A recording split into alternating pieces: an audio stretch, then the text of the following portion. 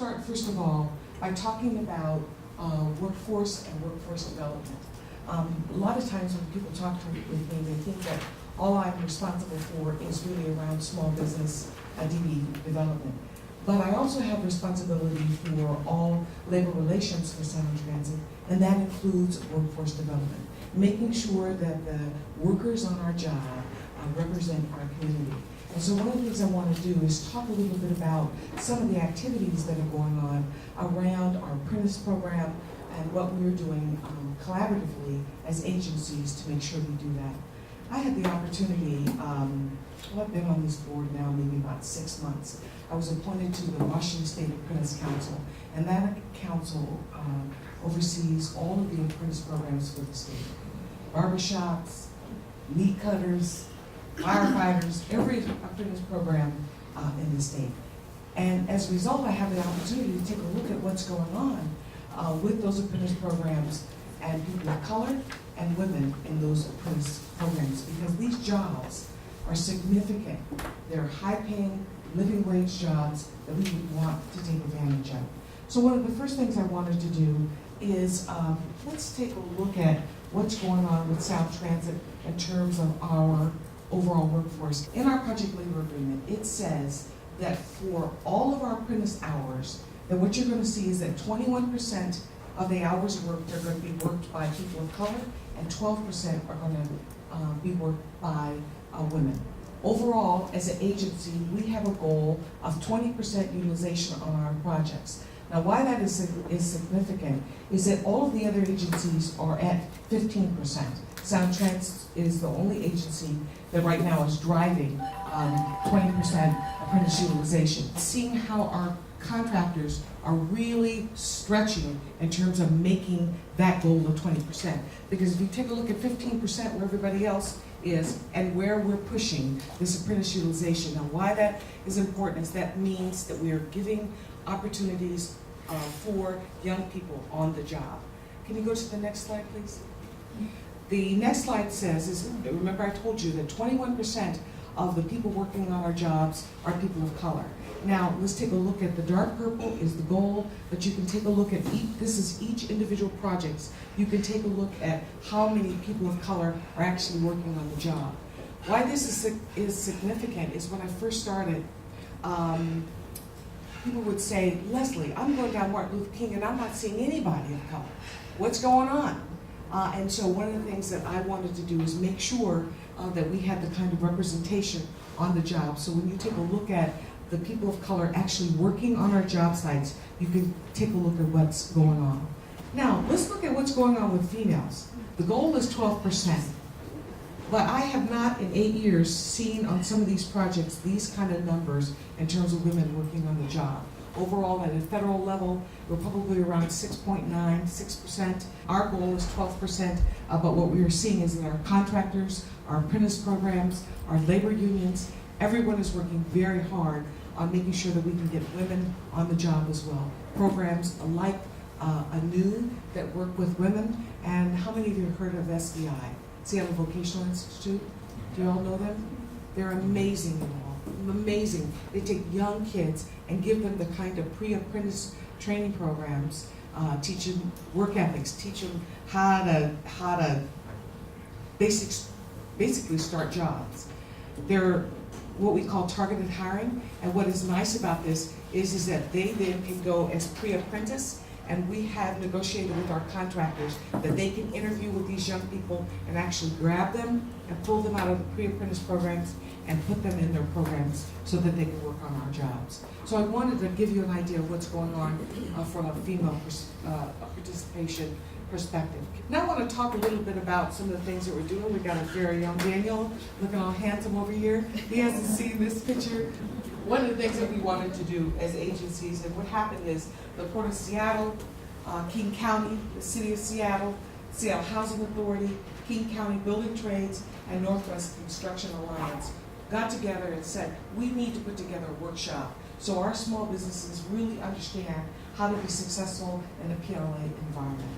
Now, one of the things I have to give credit to is that as agencies, we collaborate now more than we have ever. collaborated in the past, and working all together on behalf of our small businesses. This workshop was the first time we've ever done a workshop like this, and one of the things that we did is, the purpose of that, as I said, is for them to be successful, but what was important is we talked about how to bid competitively. We wanted to make sure people understand key provisions in the contracts, that they understood the wage and benefits, that they understood the union benefits and trust fund payments, that we talked about apprentice and targeted hiring, jurisdictional agreements. So one of the things that we saw here also was our labor partners came and participated in this workshop, and I would say it was very successful, because what we did is we broke them out to small, intimate groups around the room so that they could ask any questions that they might have. Now this one was really fun. I went to Nancy Locke, my buddy at the city of Seattle, called the University of Washington. I said, look, y'all, we're all doing job order contracting. Why don't we get together? Why don't we do a workshop for our small businesses so they can understand what JOC is, what is job order contracting, how do they pre-qualify with the contractors, and answer any questions that they might have. And this is pictures from that event. And it was awesome, you guys. We had safety, that they were there. L&I was there. We were talking with them about making sure they understood what they needed to do here. For Sound Transit, I've set a 20% goal on our job order contracts. And as you all may know, most of us use Centennial or Forma for our job order contracts. So I wanted to make sure that you saw that as well. Let's take a look at what they did. As you all know, that the job order contract can be no more than $4 million. This is Centennial. We've awarded them $2.5 million. One of the things that we do know is that 19% of those awards have gone to minority-owned businesses, and a lot of the firms are coming from the SCS database. How many of you are registered with the SCS database? Good. Because they're really using that as a source to pull for our job order contracts. Now this is the one I'm most happy about. I have to tell you, it's amazing. For those of you that know Charles Wilson in the city of Tacoma, he says to me, Leslie, we have small businesses in Tacoma that are pouring concrete, and when they pour it, we find that we have a problem and have to tear it out. So I said, oh, that's just way too expensive for our small businesses to do that. Let me see what I can do. I went to PCL, and PCL put together a workshop on how to pour concrete. And what you see there is, first we went into the classroom, then we went outside. They actually laid the forms. One side they did it wrong. The other side they poured it right. You can see they brought in concrete, actually pouring the concrete, teaching them how to lay the forms. And this was amazing because it was hands-on.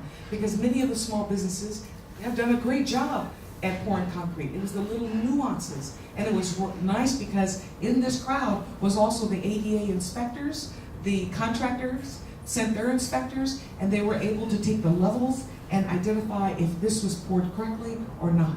And it was an amazing hands-on workshop. The first ever, they gave them everything. They gave them their safety checklist, everything you ever wanted to know about pouring concrete but was afraid to ask. PCL broke it down. I mean, they did. I was like, dang, I can pour concrete.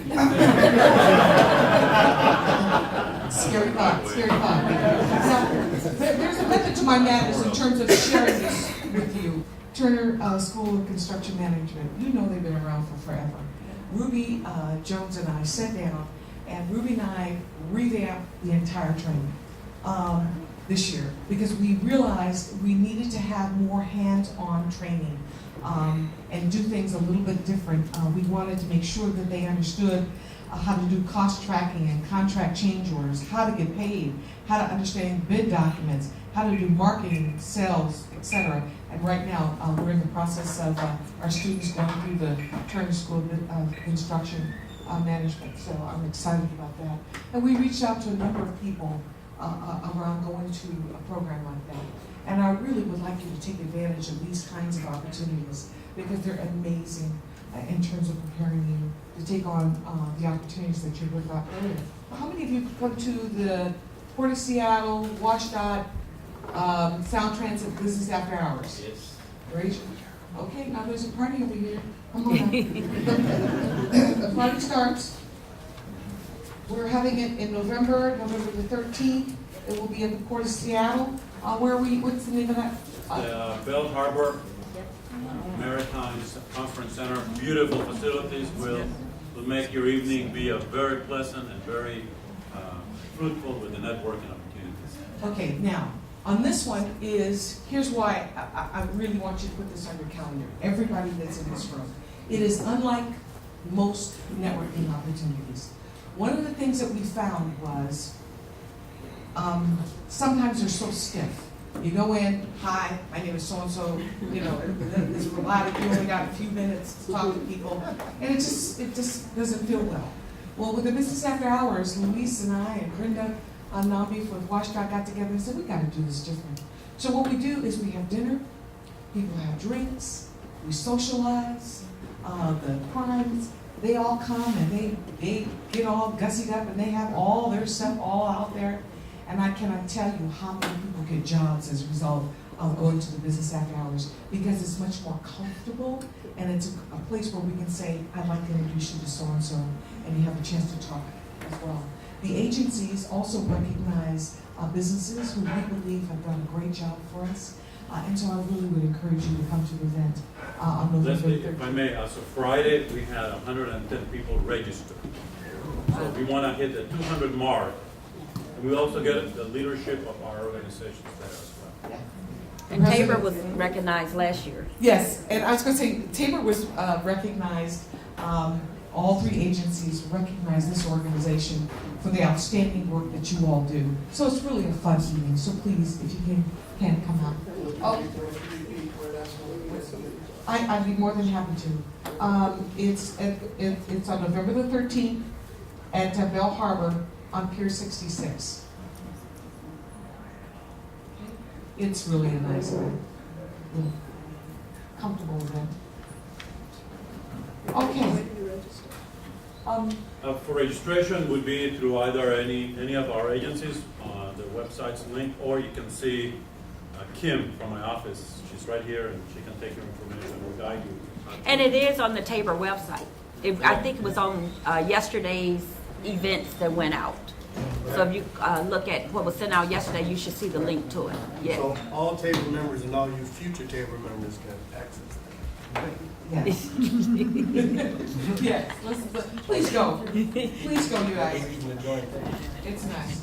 Okay, one couple more things. Right now, we're in the process of, we've partnered with USDOT for their bonding education and assurity fidelity. You can go to the next slide. Next one.